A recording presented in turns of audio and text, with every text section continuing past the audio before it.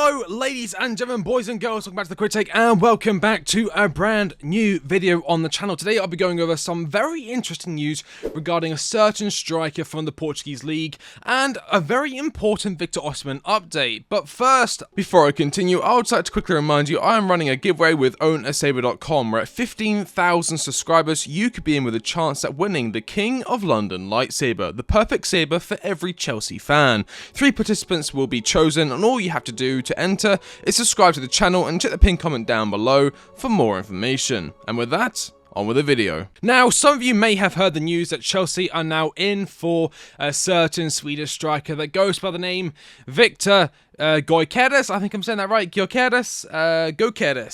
Interesting name, very hard to pronounce. I am English and he is Swedish, so please help me.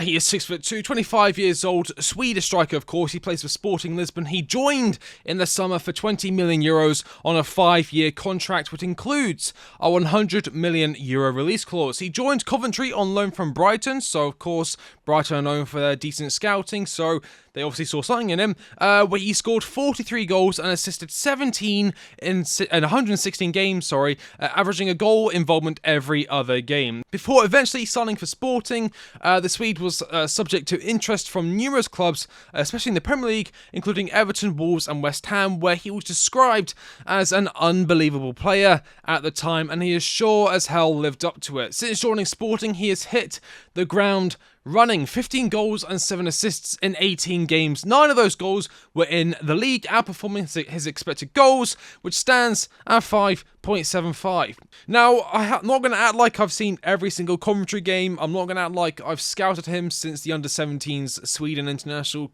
sides, whatever. I haven't watched this guy that much, like in terms of full 90 appearances, but I have seen, I don't want to say the word, but I have seen compilations of him playing. Now, I know you cannot, I know you're saying, TQT, don't be a twat. You cannot base your entire opinion on a player based on a compilation. And you know what? I disagree. I'm absolutely 100% basing my entire... What I'm going to do is, I'm going to explain my thought process here quickly. Compilations, although they don't show the bad sides of a player, what they do show is their good sides. And from what I've seen from the compilations that I have watched, they are extensive compilations, is consistency in what he's good at doing. And that is his determination. He likes to drive and run with the ball with very impressive ball control. Again, considering this is his first real test in terms of joining a different country, a different league, there's a lot of pressure on his back, and he's doing very well with it. He can hold off defenders whilst dribbling. If he's in a race with a defender for a loose ball, he will put his body on the line and go down if he needs to. A number of strikers would back off a challenge like that. What I mean by that is when he sees a ball, he's going to go after it. Even if he sees a 6'9", built like a brick, the other word, house, chasing towards the ball, about to wipe him out, he will go after that ball and he will accept the challenge as what it is, because that is what he brings to the table. He brings tenacity and he brings that aggression that we haven't seen for a while at Chelsea. Can enter the box from every angle. He is a central striker, but he can enter the box from the right, he can enter the box from his left. Doesn't mean he plays as a winger at all. He's definitely a striker, but it just means that he's not tied down to one specific area of the field, which is handy. As I said, we are a possession-based team, and it's nice to have somewhat versatile strikers. He uses body feints, footwork to get past defenders. He likes to nutmeg defenders a lot. He's very entertaining to watch. He's very clinical in the box as well. He can shoot with both feet. 5 goals with his right this season in the league, 3 with his left and 1 header. In terms of percentile rankings, mid to high 90s for assists, shot creating actions, progressive carries, successful take-ons, touches in the opponent's box, and progressive passes received. He loves to pick up the ball in the midfield and run with it, gliding past players, shrugging off tackles. He's very direct. Now, I would like to actually bring more attention to his percentile rankings here. Here we go. Touches in the attacking penalty box, 99th percentile. Carries, 93rd percentile. Total carrying distance, he's in the 98th percentile compared to other strikers. Progressive carrying distance, 99th percentile. Carries into the final third, 99th. Carries into the penalty area, 99th. Just brilliant. And then fouls drawn here, 2.5 per 90, that's in the 94th percentile, so he wins a lot of fouls, and as I said, he's driving with the ball into dangerous areas, he's driving into outside the box, in good areas. Now, he is in a team that creates a lot of big chances, 32 so far this season, and who average 59% possession. Chelsea have created 33 big chances and average 58% possession. So in terms of how much control both teams have in a game and how many chances they create, Sporting and Chelsea are somewhat similar. Chelsea have, however, missed 32 out of the 33 big chances they've created.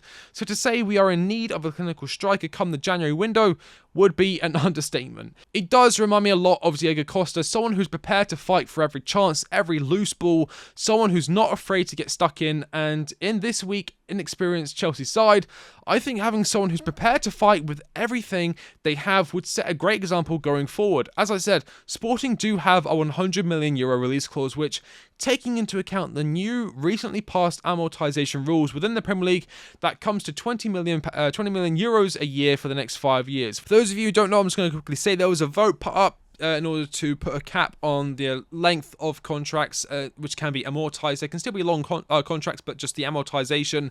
Say, Enzo, it will no longer be amortized over 8-9 years. It's a 5-year cap now. So if you have a player on a 20-year contract, doesn't matter. You have to pay the full amount within 5 years. So it's a loophole we exploited, and now it's been fixed. So yeah, in my opinion, I'd feel comfortable spending 65 million euros on him.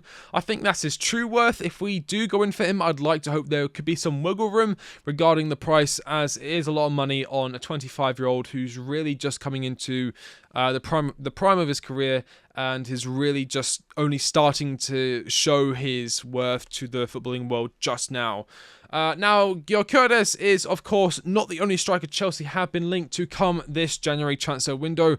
Rooney Bargi of Copenhagen, Ivan Toney and Victor Osimhen are all high on Chelsea's wish list. The big name, of course, being Victor Osimhen. However, there was a development in the past few hours regarding the Nigerian striker. According to a somewhat reliable source being, I'm saying that, according to Fabrizio Romano, Napoli have reached an agreement with Osimhen to extend his contract until 2026, with the new contract expected to include a €130 million release clause. That is a lot of money. However, it's what I would have expected to pay anyway. This just puts a definitive number on the deal. Now, €130 million, we will have to sell players. Now, a lot of players that will be sold in the January window, I would expect, would be players like Trevor Chalobah, and apparently Conor Gallagher is up on the table for potential clubs to come in and buy him, of course, straight profit. He's had a very good season so far. I did put out a video explaining my kind of feelings towards Conor Gallagher, where I do rate him highly. I think he's improved tenfold this season compared to what we saw last season, and he's definitely been one of the more important players for us. However, going forward, if we're going to persist with the 4-2-3-1 shape, and we got Nkunku coming back, and we want to play a striker, I think playing Nkunku behind the striker, and then in game he can come alongside him, so it's like a 2-striker formation, almost becomes almost like a 4-2-2 in possession when we're attacking. I just don't see where Conor Gallagher fits, especially when we got Romeo Lavia, Enzo Fernandez, Caicedo in the midfield. Gallagher's going to be forced to the side, and we could either have Conor Gallagher on the bench or 50-60 million pounds, which we could put towards a Gyokeres, or could put towards a Victor Osimhen or something of that ilk. So yeah, we are going to have to sell fairly rapidly in the January window if we want to bring in a striker. My obvious preference will be Victor Osimhen. I really doubt we will activate his release clause come the January window, unless we do something like a pre-agreement where, okay, we agree that we are 100% on the first day of the summer window, we are going to pay the release clause. Then I can see something like that happening, like a pre-agreement, something that we did with Nkunku. But Osimhen joining in the January window is now looking very, very unlikely, unless Todd Boehly does something absolutely insane, Begdad Eghbali does something mental, and the whole Chelsea fan base erupts with joy as Victor Osimhen joins his boyhood club. Although I know he's only just coming into fruition now, and I know I've only seen comps, but Gyokeres, he is very exciting to watch. I'm just going to say that right now. He is a very exciting player, and there are striker options. Šeško, Osimhen, and now Gyokeres have all piqued my interest. And you know what, Gyokeres, if we can sign him for less than £70 million, I say do it. I say do it. If Osimhen is really off the table, and if we do shift Broja, then I mean, who knows? Chelsea could go crazy and get both, Gyokeres in the January window and then Osimhen in the summer. Imagine that striker partnership fighting for the number one position. That would be insane, with Jackson probably going onto the left-hand side. We might have to sell Sterling, of course. He's been fairly inconsistent since he joined Chelsea. He's on massive wages, I think 325k a week. Osimhen will demand at least that. So if we are to bring in Osimhen and Gyokeres, that means Sterling would have to go, Madueke would have to go, Broja would have to go. Apparently Malagusto is on the list. I don't really see that being real. Of course, Reece James's injury. Who's going to play right back if Malagusto leaves? It just makes no sense. Or we need natural players in their natural position. That was because we can play players at right back, but just they're not right backs. If they're centre backs, so it would be counterintuitive to sell Malagusto. He's actually been not too bad since he's come in. But that is the video. I've waffled on long enough about random stuff. Thank you all so much for watching. If you haven't already, make sure you check out my Xabi Alonso breakdown. I put a lot of effort into it, and I would really like to see the love I think it deserves. I mean, if it doesn't get it, then that's fair. But I put a lot of time and effort into that video, and I actually think it's not my worst work. So if you do have a spare, I think it's 14-15 minutes, and you want to learn about one of the best up-and-coming managers in world football, make sure you check out that video. Link will be in the description. I've been The Quick Take, and I'll catch you on the next one. See you later.